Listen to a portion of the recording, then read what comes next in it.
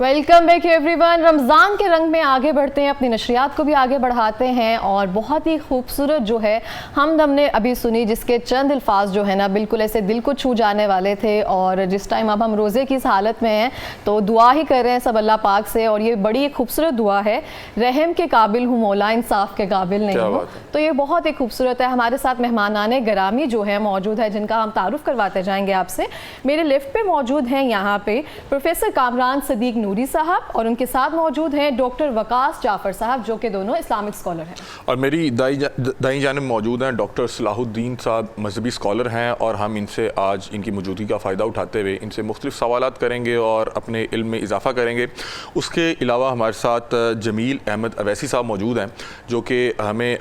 نعت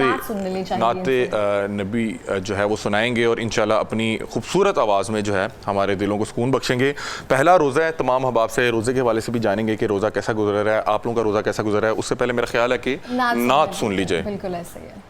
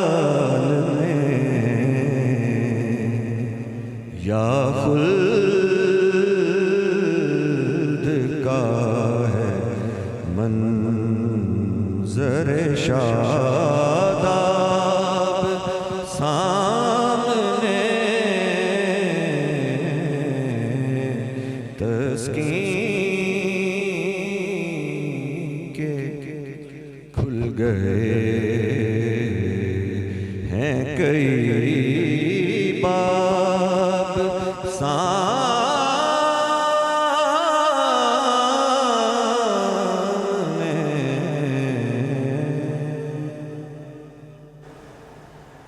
بہت خوبصورت ماشاءاللہ، بہت سبحان اللہ، بہت بہترین پڑھی، اور جس طرح سے ایک سما بند گیا نالی، بالکل ایسے ہی، اور اس طرح سے بہت اچھا لگا سن کر۔ ہم دیکھتے ہیں کہ آج پہلا روزہ ہے اور جو بابرکت ماہینہ ہے، جس کا مجھے لگتا ہے کہ پہلے سے آغاز اس کا شروع کر دیتے ہیں، مبارکباد کا سلسلہ پہلے سے شروع کر دیتے ہیں، اور وہ جوش و خروش جو ہے نا وہ اس طرح سے ہی ہمارے میں رہتا ہے۔ میں نے دیکھا ہے کہ ہمارے جو بڑے تھے، بزرگ تھے، وہ 2-3 ماہ پہلے اس کا جو ہے اس کی تیاری شروع کرتے تھے، اور ایک بڑا رونق کا سما ہوتا ہے رمضان سے پہلے بھی، رمضان کے آغاز میں، پورا رمضان اور پھر عید تک۔ اور ماشاءاللہ پہلا روزہ ہے، آپ کا پہلا روزہ کیسا جا رہا ہے؟ میرا الحمدللہ ابھی تک تو بہت بہترین جا رہا ہے، اور جس طرح سے ہم حمد سن رہے ہیں، نعت سن رہے ہیں، اور ایک ماحول بنا ہوا ہے، تو مجھے لگتا ہے بہترین جائے گا۔ آپ بتائیں حمزہ۔ الحمدللہ اللہ تعالیٰ کا بڑا خاص کرم ہے، روزہ بڑا بہترین جا رہا ہے، موسم کی جو سختی ہے وہ بھی کوئی خاص نہیں ہے، موسم اللہ تعالیٰ نے جو ہے ٹھنڈا کر دیا تھا، تو اس وجہ سے کوئی خاص جو سختی ہے موسم کی، اس کی جو ہے وجہ سے روزہ بڑا سکون سے جا رہا ہے، کوئی خاص گرمی ہے نہیں، موسم ٹھنڈا ہے، ابھی تک تو روزہ لگ بھی نہیں رہا، اور امید کرتا ہوں ہمارے جو ناظرین ہیں انہیں بھی روزہ نہ لگ رہا ہو، اور ہم باقاعدہ طور پہ اپنے جو مہمان ہیں انہیں بھی گفتگو میں شامل کرتے ہیں۔ ڈاکٹر صلاح الدین صاحب ہمارے ساتھ موجود ہیں۔ ڈاکٹر صاحب، ہمارے ہاں جو ہمارے بزرگ تھے وہ ہم نے دیکھا کہ رمضان سے کئی مہینے پہلے رمضان کی تیاری شروع کر دیتے تھے، اس کی خرید و فروخت کے حوالے سے، بچوں کو تلقین کے حوالے سے، سمجھانے کے حوالے سے، اور بڑا ایک خاص اہتمام کیا جاتا ہے رمضان کے حوالے سے۔ اور میں جب آج تھوڑی سی ریسرچ کر رہا تھا تو مجھے پتہ لگا کہ یہ بھی سنت ہے، نبی کریم صلی اللہ علیہ وسلم رمضان کا باقاعدہ استقبال کرتے تھے اور مبارکباد دیا کرتے تھے صحابہ کرام کو۔ تو اس حوالے سے ڈاکٹر صاحب ذرا ہمیں بتائیں کہ آپ صلی اللہ علیہ وسلم کس طرح سے استقبال کرتے تھے اور ہمیں کس طرح سے استقبال کرنا چاہیے؟ بسم اللہ والصلاۃ والسلام علی رسول اللہ۔ بہت عمدہ اور خوبصورت مجلس ہے، اور اس بابرکت مہینے کے پہلے دن میں اللہ تبارک و تعالیٰ کے فضل عنایات، اس کی رحمتوں، اور جہاں میں سمجھتا ہوں کہ ایک میਂہ کی طرح برس رہی ہیں، بارش جیسے اس کی رحمتیں ہم پہ انشاءاللہ، اور یہ پورا مہینہ نہیں بلکہ پوری زندگی ہم امید اور خواہش کرتے ہیں اللہ سے کہ یہ ہم اور ہمارے گھر والوں، جاننے والوں، سب مسلمانوں کے اوپر اسی طرح رکھے۔ نبی کریم صلی اللہ علیہ وسلم صاحب شریعت ہیں، اور اللہ کے رسول صلی اللہ علیہ وسلم کا اسوہ جو ہے وہ اس حوالے سے بہت عالیشان ہے، اور کوئی بھی بندہ اسے اگنور کر کے اپنی زندگی کی ڈائمنشن سیٹ نہیں کر سکتا، یہ تو بڑی واضح بات ہے۔ اللہ کے رسول صلی اللہ علیہ وسلم نے جس انداز میں تربیت کی ہے، وہ تربیت کے ایسے مدارج ہیں اور ایسے پہلو ہیں کہ اللہ کے رسول صلی اللہ علیہ وسلم خود ام عائشہ رضی اللہ تعالیٰ عنہ فرماتی ہیں کہ اللہ کے رسول جتنا شعبان کی تاریخوں کا رکھا کرتے تھے دھیان، اتنا باقی کے جتنے ایام تھے، جتنے مہینے تھے، اس طرح سے کنسرن ہو کے نہیں دیکھتے تھے کہ کیا طریقے ہیں، کیا صورتحال ہے، لیکن شعبان کے حوالے سے بہت زیادہ جیسے وہ بندے کو ایک ایکسائٹمنٹ ہوتی ہے نا، اس طرح کی کیفیت میں رہتے تھے۔ اور صحابہ اکرام رضوان اللہ علیہ مجمعین کی اگر رسول اللہ کی تربیت کا ریفلیکشن ان پہ آتا ہے، اگر ان کی زندگی کا مطالعہ کریں تو 6 ماہ رمضان کے گزرنے کے بعد وہ یہ دعائیں مانگتے ہوتے تھے کہ اللہ، ہم نے رمضان میں جتنی عبادات کی ہے، جتنی محنت کی ہے، جتنا قیام کیا ہے، جتنا قرآن پڑھا ہے، اسے قبول کر لے۔ اور اگلے 6 ماہ وہ مسلسل یہ دعا مانگتے تھے کہ اللہ ہماری زندگی میں رمضان ایک دفعہ پھر لیا، اللہ ہمیں رمضان ایک دفعہ پھر چاہیے۔ اللہ کے رسول صلی اللہ علیہ وسلم کے یہاں پہ شوق کا عالم، اور اس حوالے سے نجات کے حوالے سے میں ایک حدیث میں آیت میں تذکرہ کر دینا چاہتا ہوں۔ اللہ کے رسول صلی اللہ علیہ وسلم کے 2 صحابہ ہیں، ایک صحابی شہید ہو گئے ایک جنگ میں، انہی کے دوسرے بھائی ہیں، اور وہ ان کے بعد 1 سال بعد زندہ رہے، اور اپنی طبعی موت جو ہے وہ ان کو اللہ تبارک و تعالیٰ نے دی ہے۔ اور مدینہ میں ایک دوسرے صحابی ہیں، وہ خواب میں دیکھتے ہیں کہ وہ بندہ جو پہلے فوت ہو گیا، جو پہلے شہید ہو گیا قتال کے اندر، اور اتنی بڑی فضیلت ہے شہید ہونے کی کہ اللہ کے رسول صلی اللہ علیہ وسلم کی اپنی خواہش تھی کہ اللہ مرزقنی شہادۃ فی سبیلک، اللہ مجھے شہادت کی موت دے دے۔ اور شہادت کا اتنا بڑا رتبہ ہے کہ انسان کا ڈراپ آف بلڈ زمین پہ نہیں گرتا ہے، اللہ اس کی زندگی کے سارے گناہ معاف کر دیتا ہے اور اسے فوراً جنت دے دیتا ہے۔ تو وہ جو شہید ہوا وہ جنت میں بعد میں جا رہا ہے، جو فوت ہوا تبھی موت مرا، وہ بندہ جنت میں پہلے انٹر ہو رہا ہے۔ وہ بڑا اس نے تعجب کیا کہ شہادت کی اتنی فضیلت ہے، جہاد کی اتنی فضیلت ہے، قتال کا اتنا مقام اللہ کے نبی صلی اللہ علیہ وسلم نے بتایا ہے، لیکن وہ بندہ جو اپنی جان اللہ کے ہاں پیش کر چکا ہے، شہید ہو گیا ہے، وہ بندہ بعد میں انٹر ہو رہا ہے جنت میں۔ تو وہ بڑے تعجب میں تھے، تو اللہ کے رسول صلی اللہ علیہ وسلم سے انہوں نے جا کے تذکرہ کیا کہ یا رسول اللہ صلی اللہ علیہ وسلم اس طرح کا معاملہ ہے، یہ خواب دیکھا ہے، تو اس حوالے سے سمجھ نہیں آ رہی۔ اللہ کے رسول صلی اللہ علیہ وسلم نے فرمایا کیا اس بندے کی زندگی میں رمضان نہیں آیا تھا؟ اس بندے نے رمضان کا حق ادا کیا جو بعد میں تبھی موت مرا۔ اس رمضان کی برکت، اس کی محنت، اس کی للہیت، اس کا تقوی اور اللہ کے ساتھ تعلق کی وجہ سے اللہ نے اس کا مقام اتنا بلند کر دیا کہ وہ جنت میں شہید ہونے والے سے پہلے انٹر ہو گیا۔ اور یہاں پہ یہ ہے کہ جہاں پہ ہم اہتمام کرتے ہیں رسول اللہ صلی اللہ علیہ وسلم کی جو ذات مبارکہ مطہرہ ہے، وہ بھی یہی بات بتاتی ہے کہ دیگر مہینوں میں اللہ کے رسول نے اتنے روزے نہیں رکھے جتنے شعبان میں نفلی روزے رکھے۔ شعبان کے اندر بار بار روزوں کی تلقین کی، اور ایک سنن دارمی کے اندر ایک اور حدیث موجود ہے، سیدنا ابو امامہ رضی اللہ تعالیٰ عنہ کہتے ہیں کہ میں اللہ کے رسول کی خدمت میں حاضر ہوا اور میں نے ان سے کہا اللہ کے رسول آپ لشکر تیار کر رہے ہیں جہاد کے لیے، یہ جنگ پہ جانا چاہتا ہے، میں بھی اس میں شامل ہونا چاہتا ہوں، میری خواہش یہ ہے کہ اللہ تبارک و تعالیٰ مجھے نا شہادت کی موت دے دے۔ اللہ کے رسول صلی اللہ علیہ وسلم نے ان کی یہ خواہش سنی، بجائے اس کے کہ آپ وہ دعا کریں، وہ ریکویسٹ کر رہے ہیں کہ آپ میرے لیے دعا کیجئے، بجائے اس کے کہ دعا کرتے، اللہ کے رسول صلی اللہ علیہ وسلم نے ان کے لیے دعا کی کہ اللہ اس کو سلامت رکھ، اس کو فتح دے، اس کو غنیمت کا مال عطا کر۔ ان سب کو کہتے ہیں ہم جنگ میں گئے، اللہ تبارک و تعالیٰ نے ہمیں سلامت بھی رکھا، فتح بھی دے دی، غنیمت کا مال بھی ملا۔ دوسرا موقع پھر جنگ کا بنا، غزوے کا بنا، پھر میں اللہ کے رسول کی خدمت میں حاضر ہو گیا، میں نے پھر اللہ کے رسول صلی اللہ علیہ وسلم سے یہی بات کی، اللہ کے رسول صلی اللہ علیہ وسلم پھر مجھے یہ کہتے ہیں، پھر دعا کی اللہ سے کہ اللہ اس کو سلامت رکھ، اس کو مال غنیمت عطا کر، اس کو کچھ نہ ہو۔ تیسرا موقع آیا، پھر یہی دعا لے کے حاضر ہو گیا کہ اللہ کہ رسول میں اللہ سے شہادت چاہتا ہوں تو دعا کر دیں، تو اللہ کے رسول صلی اللہ علیہ وسلم نے ان کو پھر سلامتی کی دعا دے دی۔ کہتے ہیں میں اللہ کے رسول صلی اللہ علیہ وسلم کی بارگاہ میں بیٹھا، میں نے اللہ کے رسول سے کہا اللہ کے رسول پھر مجھے بتایا میں جنت میں کیسے جاؤں، میں جنت میں جانا چاہتا ہوں، تڑپ ہے نا۔ اللہ کے رسول صلی اللہ علیہ وسلم نے ایک شارٹ کٹ دیا، اللہ کے رسول صلی اللہ علیہ وسلم کہتے ہیں روزہ رکھا کریں۔ اور مدینے کے لوگ اس بات پہ گواہ ہیں، اور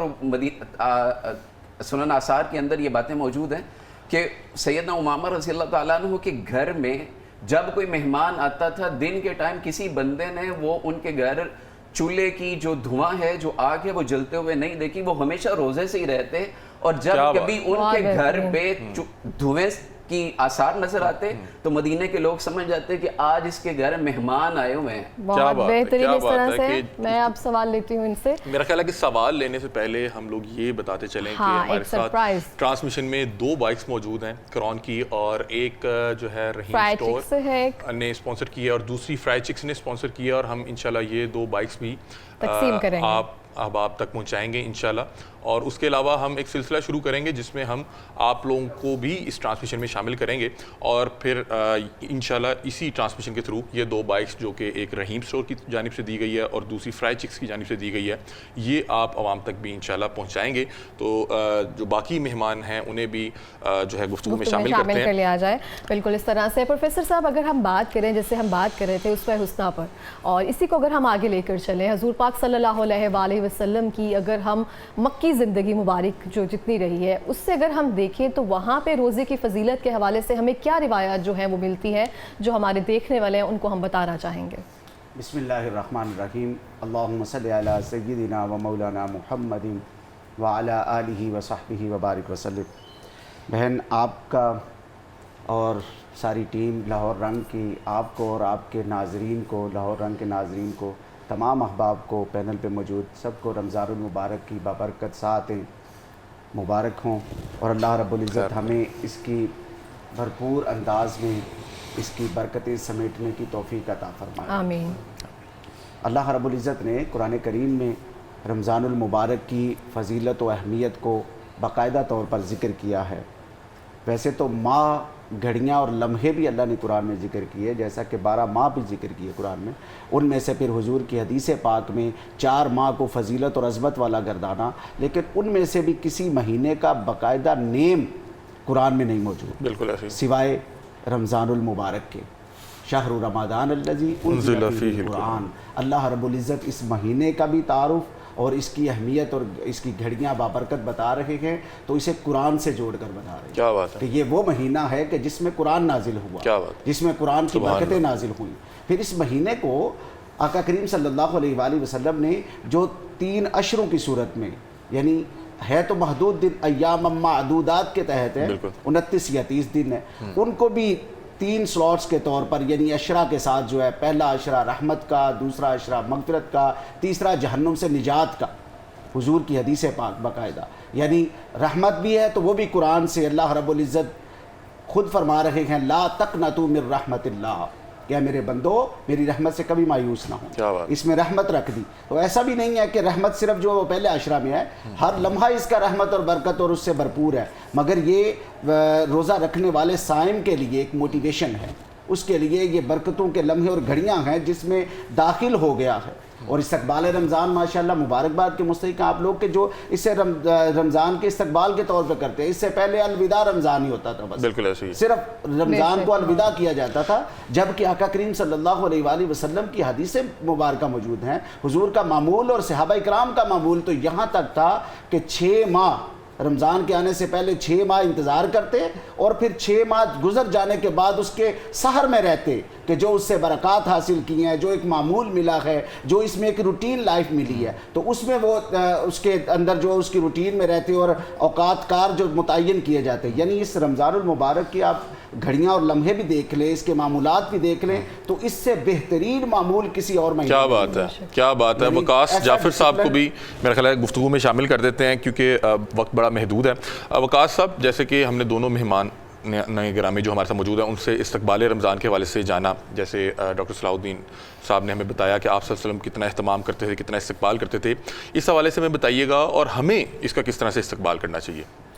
بسم اللہ الرحمن الرحیم، بہت بہت شکریہ آپ کا، اور جس طرح آپ سب مبارکباد دے رہے ہیں، ہم عشرہ رحمت کے اندر داخل ہو الحمدللہ الحمدللہ۔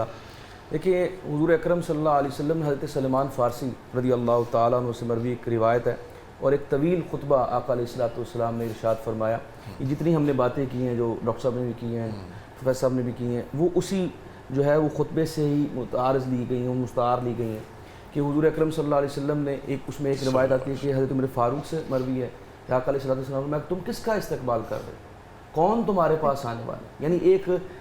جیسے ایک بندہ، ہم جیسے ابھی ہم پروگرام کرتے ہیں اس میں بھی ایک دوسرے کو ایک اس کی چارمنگ کو اور اس کی دلکشی کو ابھارنے کے لیے ہم اس طرح کے سوالات کرتے ہیں۔ تو آقا علیہ السلام نے ایک سوال کے ذریعے تاکہ تمام لوگ متوجہ ہو جائیں کہ رمضان آ رہا ہے تو اس کا اہتمام کرنے کے لیے حضور نے فرمایا تم کس کا استقبال کر رہے ہو، کون تمہارے پاس استقبال کر رہے ہیں؟ تو حضرت عمر فاروق رضی اللہ تعالیٰ نے عرض کی یا رسول اللہ صلی اللہ علیہ وسلم، کیا کوئی وحی آپ کے اوپر نازل ہوئی؟ کیونکہ آقا علیہ السلام جب وحی نازل ہوتی تو آقا علیہ السلام اس کا خوشی کا اظہار فرماتے، کوئی نہ کوئی جو ہے خوشخبری مومنوں کے لیے ہوتی وہ بتاتے۔ تو فرمایا یا رسول اللہ، عرض کی یا رسول اللہ کیا کوئی وحی آ رہی ہے؟ آقا علیہ السلام لا وحی نہیں آ رہی۔ پھر کہا یا رسول اللہ کوئی ہمارے اوپر کوئی دشمن حملہ کرنے والا ہے کہ ہمیں اتنا محتاط ہو جانا چاہیے؟ نہیں۔ حضور نے فرمایا نہیں، کوئی دشمن بھی حملہ نہیں کرنے والا، تمہارے پاس رمضان آ رہا ہے۔ کیا بات ہے، سبحان اللہ۔ رمضان کا آپ نے آقا علیہ السلام نے استقبال کیا۔ اور دوسرے نمبر جو سلمان فارسی رضی اللہ تعالیٰ سے مروی ہے، وہ حضور اکرم صلی اللہ علیہ وسلم نے ایک خاص جو ہے نا ایک خطبہ ارشاد فرمایا، اور یہ شعبان کے آخری دن آپ نے خطبہ ارشاد فرمایا تاکہ لوگ رمضان کی اہمیت کو، جیسے ابھی آپ نے سوال کیا تھا نا ابتدائیہ میں کہ ہمیں کیا کرنا چاہیے، تو وہ ہمیں حضور اکرم صلی اللہ علیہ وسلم سے ملے گا کہ حضور اکرم صلی اللہ علیہ وسلم نے کس طرح رمضان کا استقبال کیا۔ حضور اکرم صلی اللہ علیہ وسلم نے اس کے بارے میں ساری باتیں کی کہ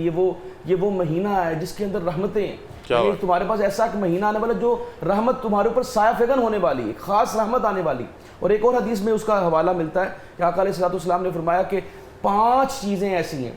حضور صلی اللہ علیہ وسلم نے فرمایا کہ جو مجھے عطا فرمائی، یعنی میری امت کو عطا فرمائی، مجھے عطا کسی اور امت کو نہیں ملی، کسی اور جو ہے نبی کو یہ اللہ تعالیٰ نے عطا نہیں فرمائی جو آقا علیہ الصلوۃ والسلام کو عطا فرمائی۔ وہ 5 چیزوں میں سے حضور نے فرمایا پہلے نمبر پہ کہ جب رمضان آتا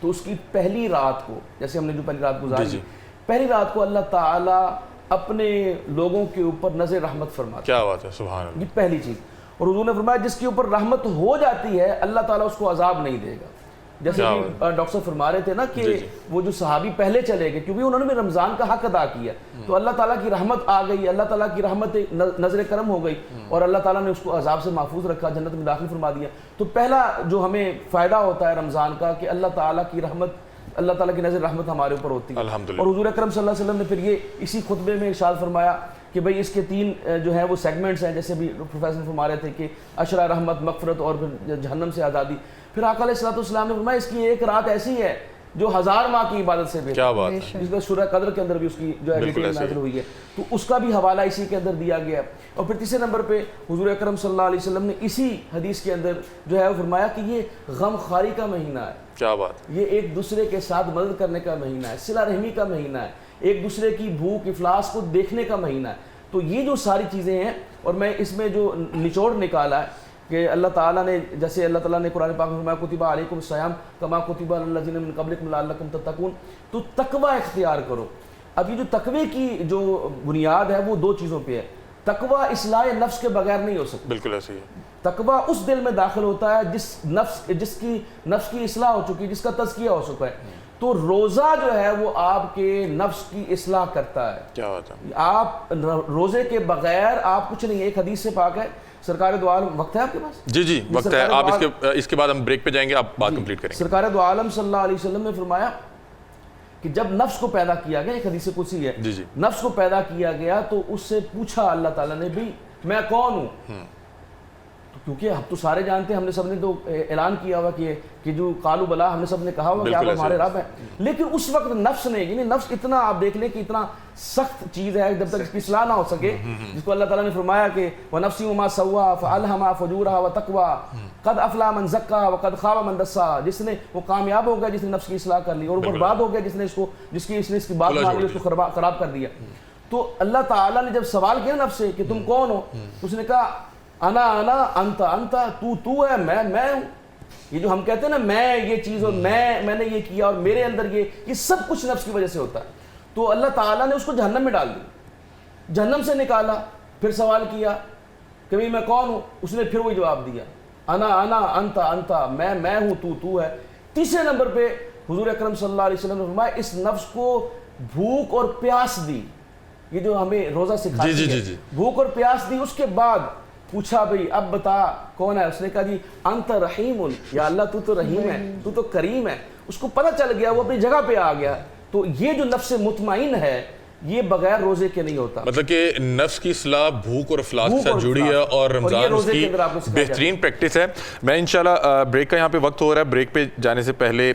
میں اگلا سوال رکھ دیتا ہوں, بریک پہ آنے کے بعد اس پہ بات کریں گے کہ آپ صلی اللہ علیہ وسلم کے نبوت کے اعلان سے پہلے اس کا کس طرح سے اہتمام کرتے تھے, اور نبوت کے اعلان کے بعد کس طرح سے اہتمام کرتے تھے. ناظرین یہاں پہ وقت ہوا ایک بریک کا, اور بریک کے بعد ہم تمام مہمانان گرامی سے اس سوال کا جواب لیں گے. کہیں مت جائیے گا, ابھی آتے ہیں بریک کے بعد.